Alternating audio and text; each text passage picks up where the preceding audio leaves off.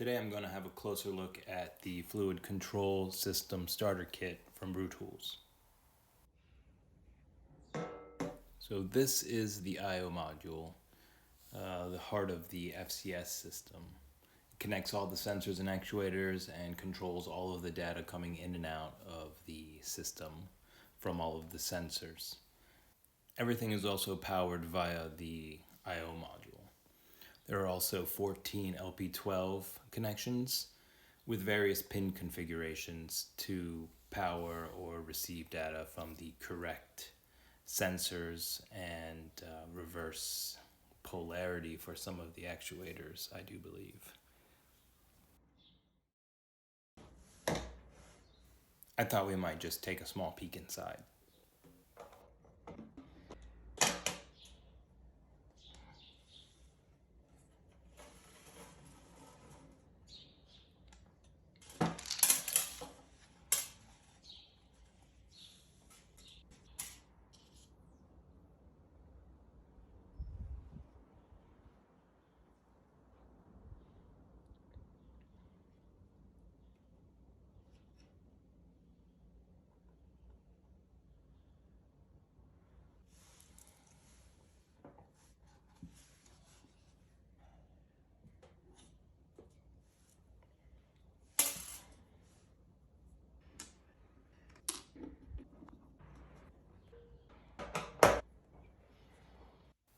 This is the universal power adapter that came with the system.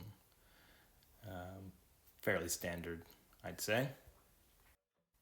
Having a closer look at the LP12 connectors, you can see why Brewtools has chosen them. They are IP67 water resistant, so they are very much splash proof, and the various pin configuration possibilities make them very flexible.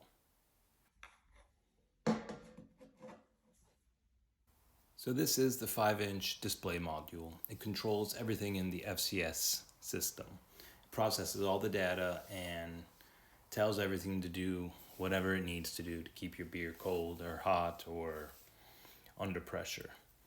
It has Wi-Fi and Bluetooth to make updating the software quite easy and pain-free.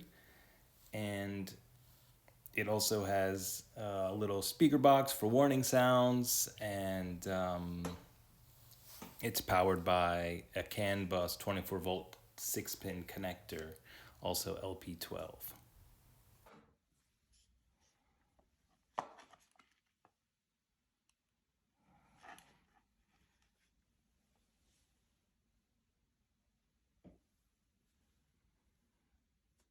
Here you can catch a glimpse of the fancy 240 MHz Extensa LX7 dual-core MCU, the Wi-Fi and the Bluetooth, as well as some of the Easter eggs on the circuit board.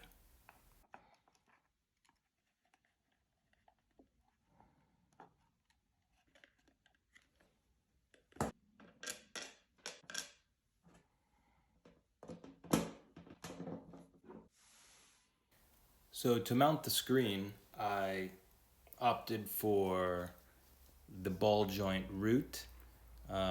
One screws right into the back of the screen, and there is another that is mounted onto a pipe, and then in between that is what they call a ball clamp, a 1-inch ball clamp connecting rod.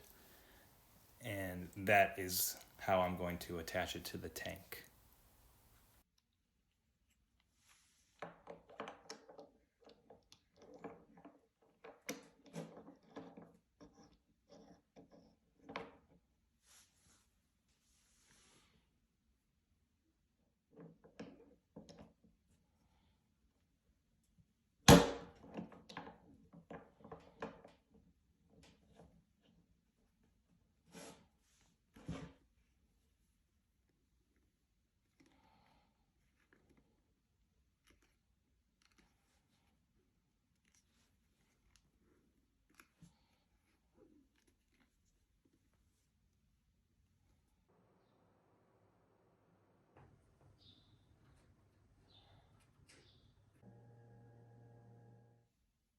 So this is the 1.5-inch temperature sensor that Brewtools makes in-house.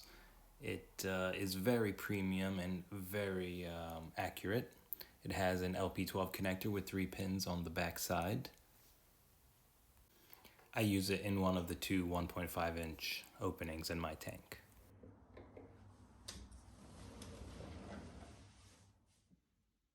Another cool product made in-house at Brewtools is their pressure sensor. Their pressure sensor has a 5-pin LP12 connection on the back side and an M12 thread on the other side for screwing into their CO2 out solenoid. The solenoids are also made in-house at Brewtools and are of high quality.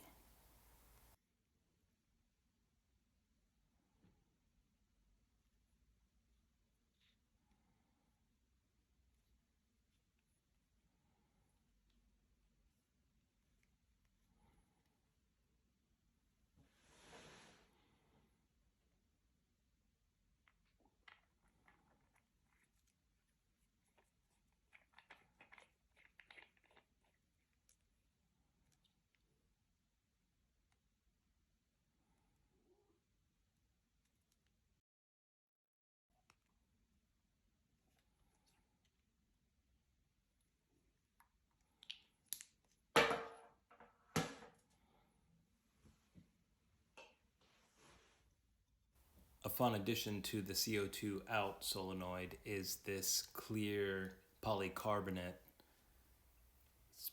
bunding valve cup, I guess you could call it, or airlock. It's a 2-piece threaded airlock that comes right off here and has a very satisfying sound.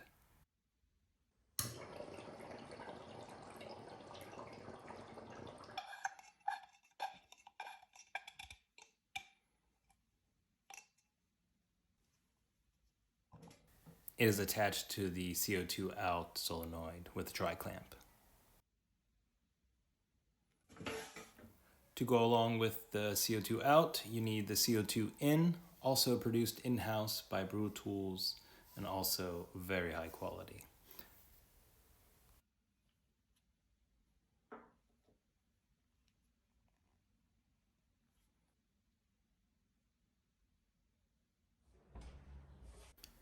On my setup here, I've opted to add everything to the blow-off cane with a small T and an elbow to accommodate the CO2 out and in.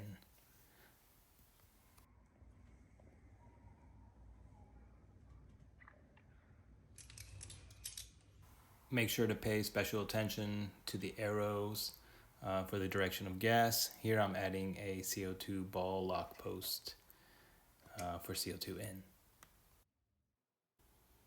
I mounted my FCS I/O module up on a grid that is on the wall. That was just what's best for me in my space.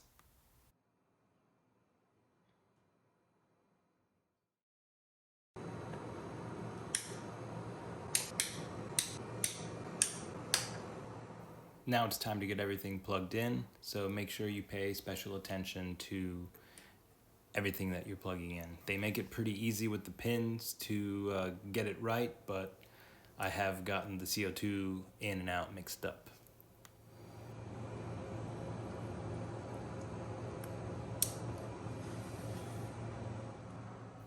Here I'm just plugging in the glycol solenoid that I use on my system. I use a glycol loop with one pump, so I use the Brewtools glycol solenoid.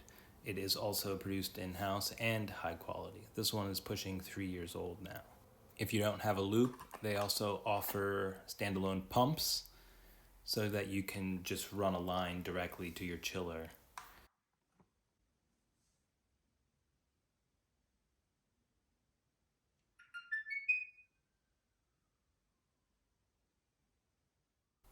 And here it is.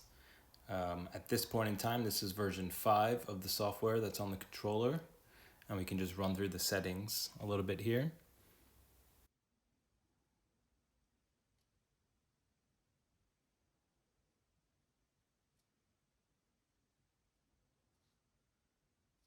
Here you can assign and test your solenoids.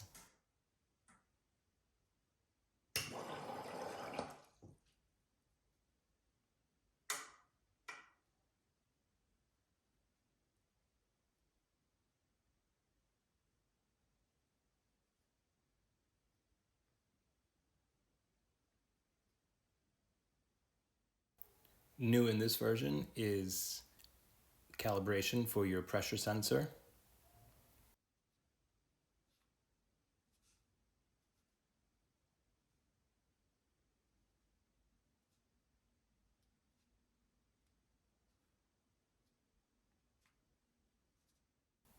I'm going to set up a profile for a logger that I've got in the tank currently.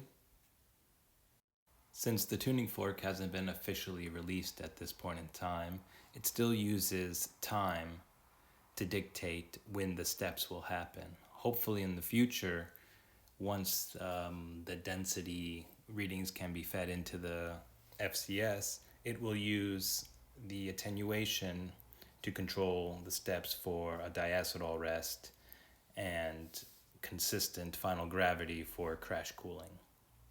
Anything is possible with future updates. I'm also particularly excited to attach the pressure step to gravity readings, as well as taking it a step further and doing all of this from a different location remotely. I believe there are a lot of big plans in the pipeline.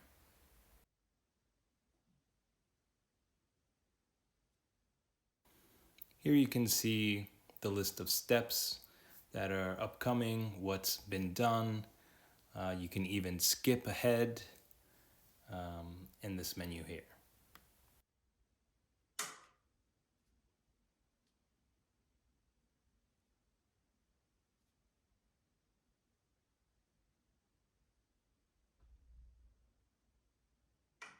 You can now toggle all of the solenoids from the pause menu.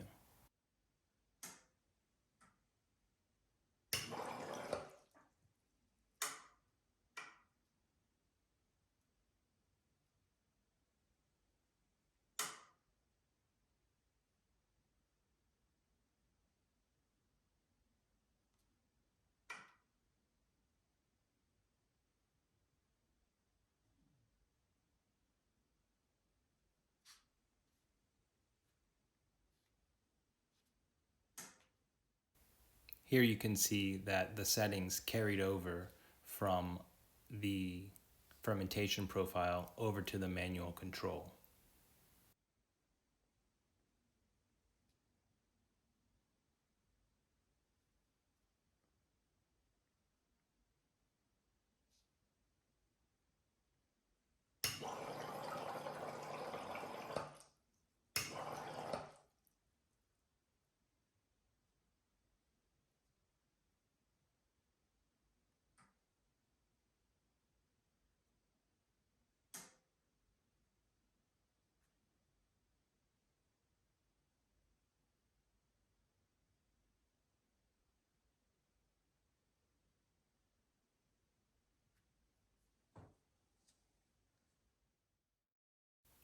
So that's the FCS starter kit that I've been using. I've been really enjoying using it, even with some of the bugs that's been in some of the earlier versions. But now it's been incredibly stable and it's really working quite well. I've got really high hopes for the future and for the updates that are coming. They have a lot of really cool accessories coming as well. The tuning fork, the stir stick, the pneumatic hop dropper, the level sensor, all things that I'm really excited for to see in the software updates in the future and how they work that into the whole ecosystem that's going to be the fluid control system.